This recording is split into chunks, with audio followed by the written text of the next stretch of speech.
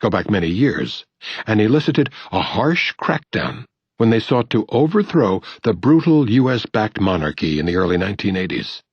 They believe that Osama bin Laden and his ilk created an important opening, the New York Times reports, with the royal family now casting about for ways to limit the Wahhabi extremism that it has encouraged, but which now seeks to overthrow Saudi rule.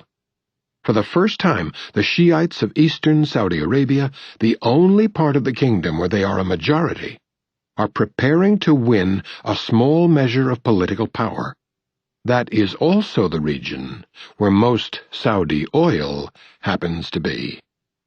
The outcome could be a loose Shiite-dominated alliance comprising Iraq, Iran, and the oil regions of Saudi Arabia, independent of Washington, and controlling the bulk of the world's energy resources.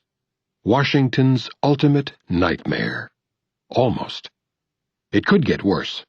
It's not unlikely that an independent bloc of this kind might follow Iran's lead in developing major energy projects jointly with China and India, perhaps even allying with the Asian Energy Security Grid and the Shanghai Cooperation Organization.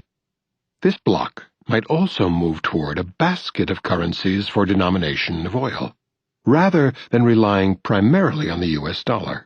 A step that could have a major impact on the U.S. and global economy.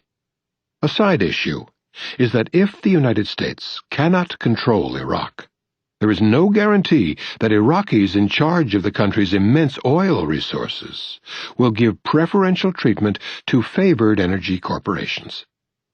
Even the very limited degree of sovereignty that the Iraqi government enjoyed after the January 2005 elections gives a foretaste of what might lie ahead.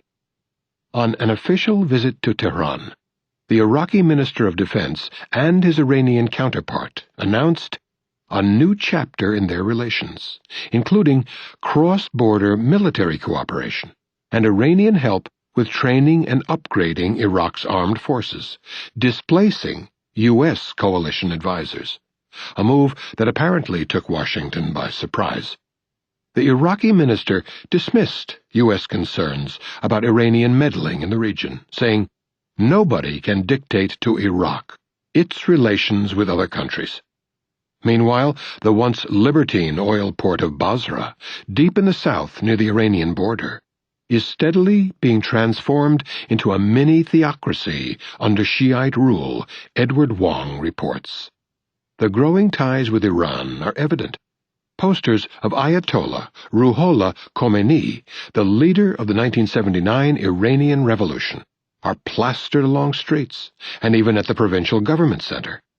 The Iranian government opened a polling station downtown for Iranian expatriates during elections in their home country in June. The governor also talks eagerly of buying electricity from Iran, given that the American-led effort has failed to provide enough of it.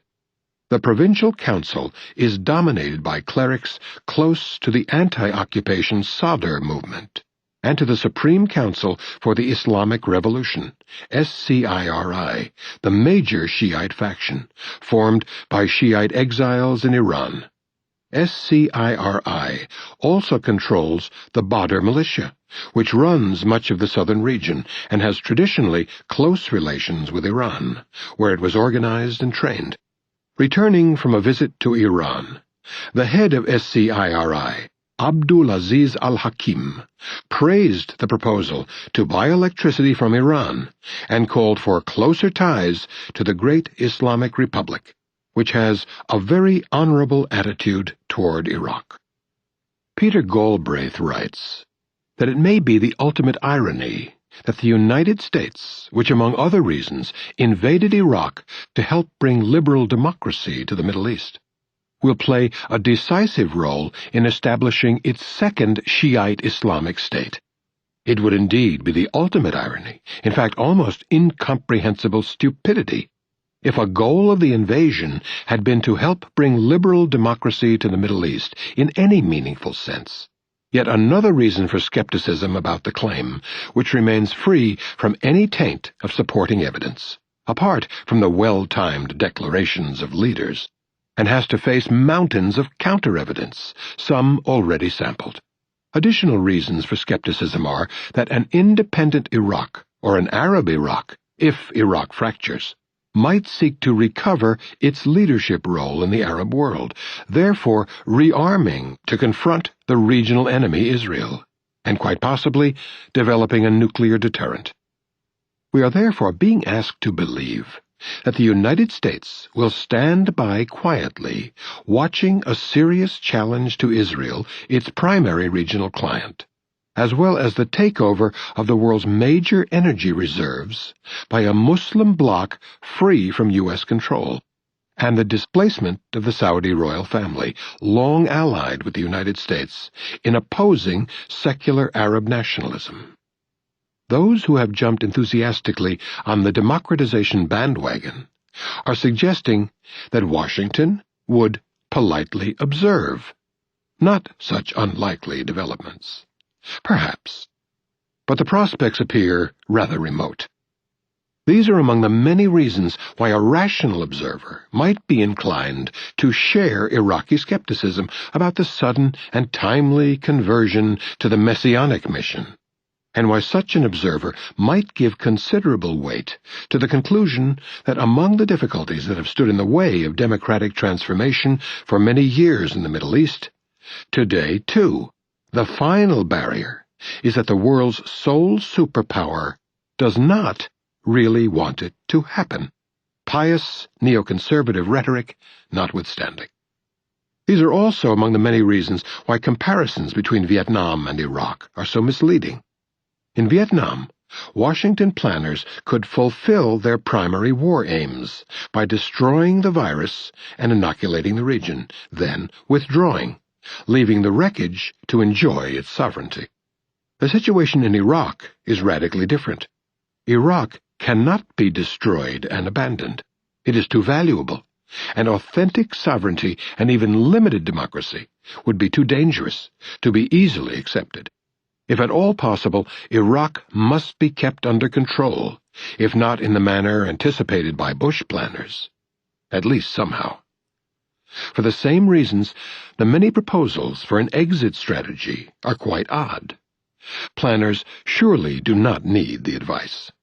They can figure out these simple exit strategies for themselves, and no doubt they want to withdraw, but only once an obedient client state is firmly in place, the general preference of conquerors, leaving just military bases for future contingencies. In discussing these matters, it is important to bear in mind some fundamental principles. Crucially, occupying armies have no rights, only responsibilities. Their primary responsibility is to withdraw as quickly and expeditiously as possible, in a manner to be determined primarily by the occupied population. Unless there is strong popular support for their presence, they have no right to remain. If these principles are not observed, proposals for an exit strategy are more a reflection of imperial will than an expression of concern for the victims. As we shall see, Iraqi opinion, insofar as information is available, overwhelmingly calls for withdrawal. Furthermore, since shortly after the invasion, a large majority of people in the United States have held that the UN, not Washington, should take the lead in working with Iraqis to transfer authentic sovereignty, as well as in economic reconstruction and the maintenance of civic order. That could be a sensible stand if Iraqis agree, though the General Assembly, less directly controlled by the invaders, is preferable to the Security Council as the responsible transitional authority. The disgraceful economic regime imposed by the occupying authorities should be rescinded, along with the harsh anti-labor laws and practices of the occupation. Reconstruction should be in the hands of Iraqis, not designed as a means of controlling them in accord with Washington's announced plans. Reparations, not just aid, should be provided by those responsible for devastating Iraqi civilian society by cruel sanctions and military actions, as well as for supporting Saddam Hussein through his worst atrocities and well beyond. That